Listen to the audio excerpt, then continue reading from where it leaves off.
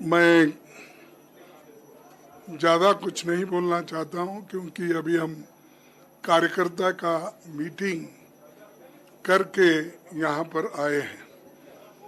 फिर कोई भी मीटिंग मीडिया के दर्शन के बगैर पूरी नहीं होती, इसीलिए हम ये बताना चाहते हैं कि हम और राहुल गांधी जी जो पहली दौरे की मीटिंग यहाँ पर जो रखी है, आने वाले चुनाव में किस तरीके से हमारे कार्यकर्ता लड़ना चाहिए और उनके क्या विचार है, उनको पूछ के आगे कदम हमको रखना है।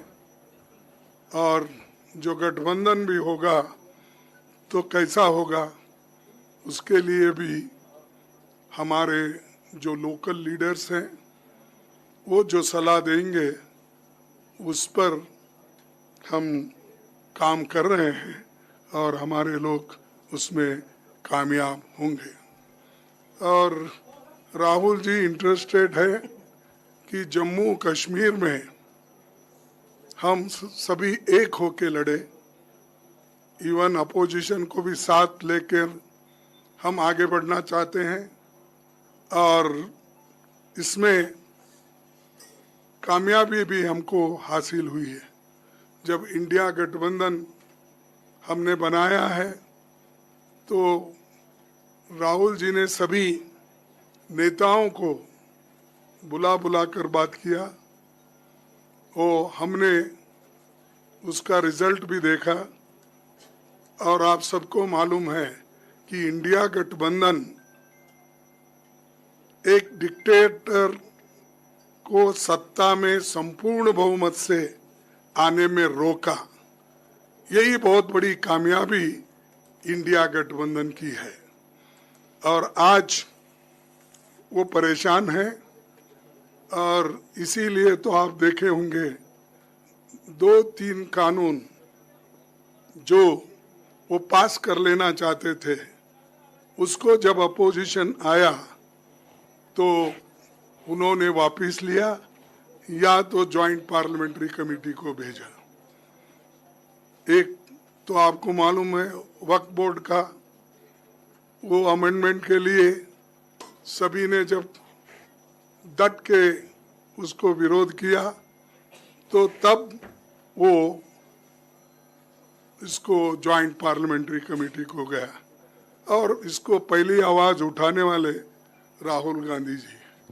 सेकेंड, लैटरल एंट्री, यानी सब कुछ उनके हाथ में इससे पहले भी करते हुए आए थे क्योंकि उनको ब्रूट मेजॉरिटी आपने दी थी, यानी देश के लोगों ने उस ब्रूट मेजॉरिटी का फायदा उठाकर उन्होंने बहुत कुछ गलत कामें की।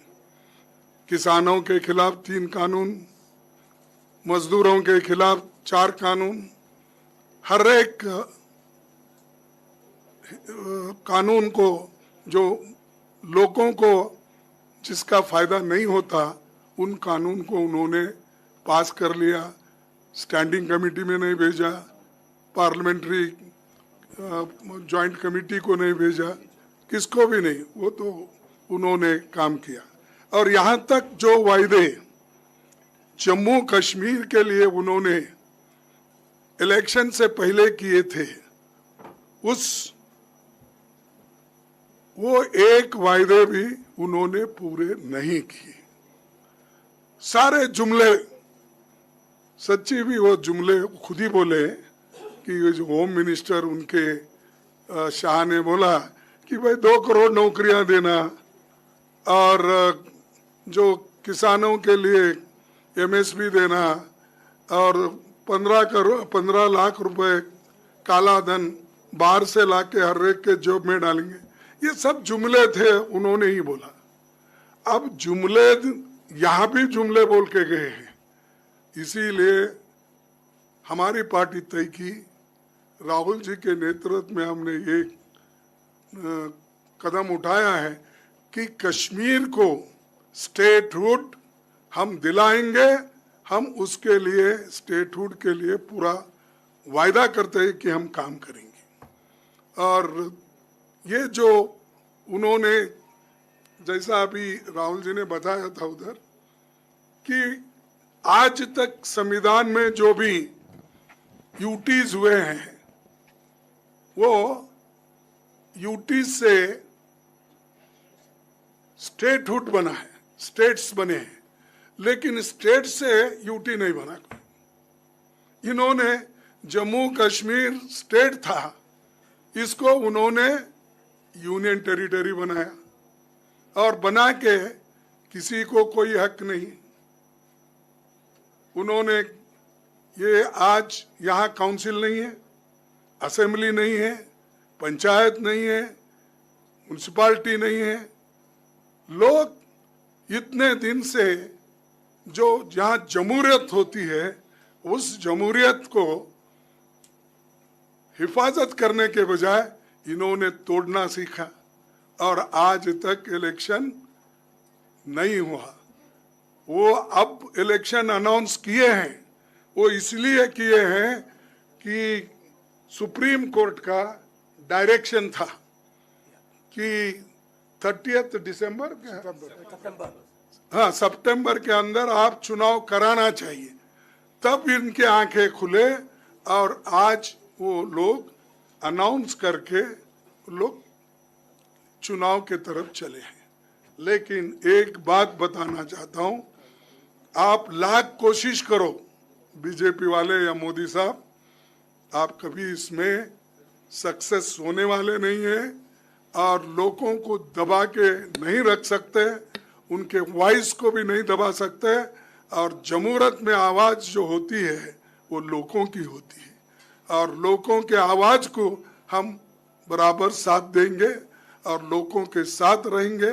और जम्मू कश्मीर के लोगों की जो आशाएं हैं, आकांक्षाएं जो है, उसके साथ हम कंधे को कंधा लगाकर लड़ेंगे, ये हमारा वायदा है।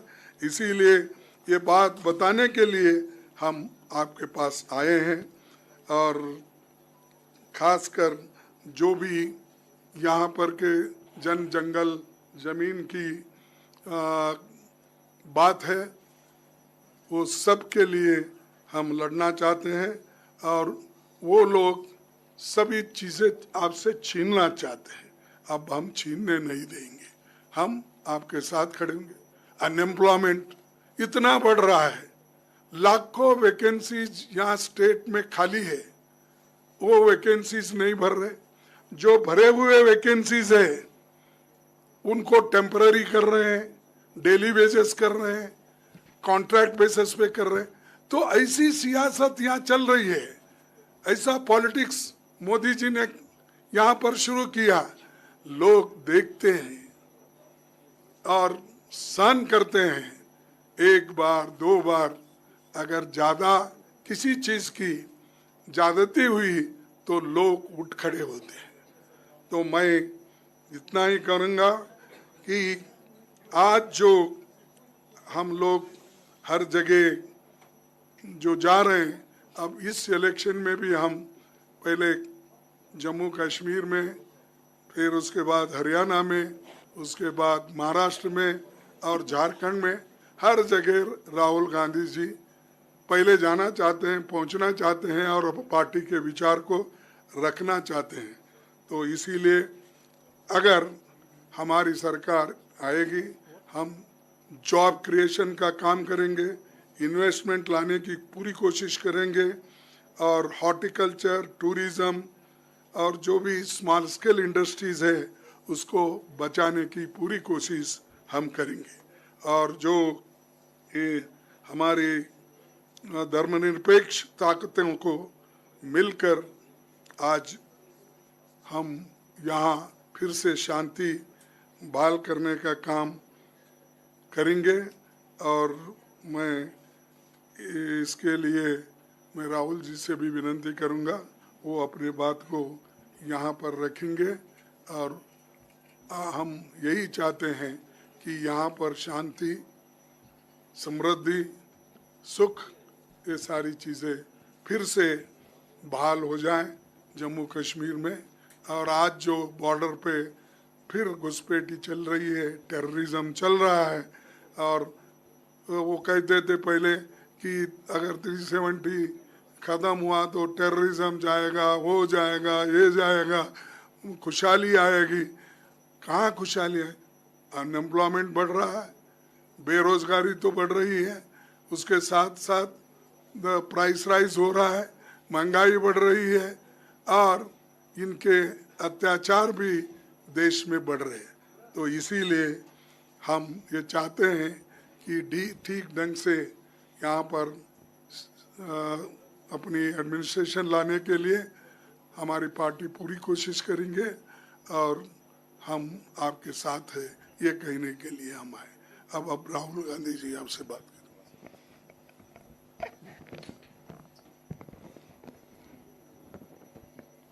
Thank you, Kharge ji.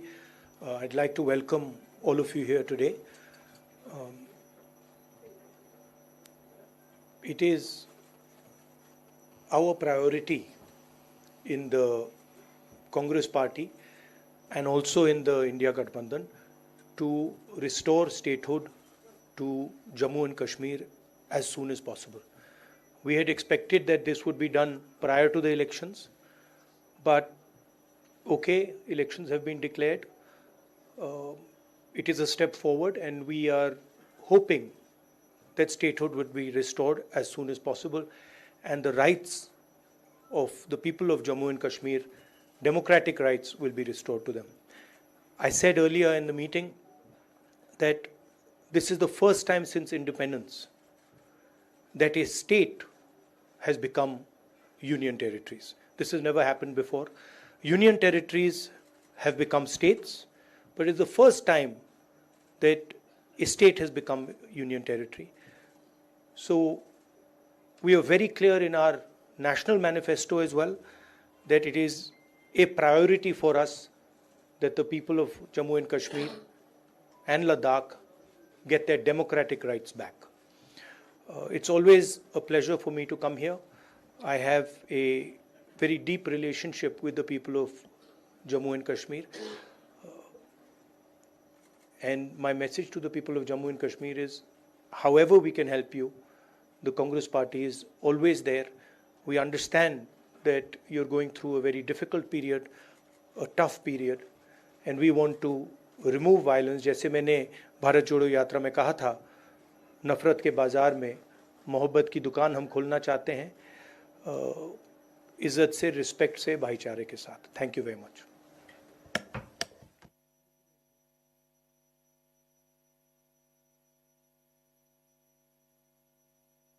We're taking questions. We're just making two statements here. Thank you.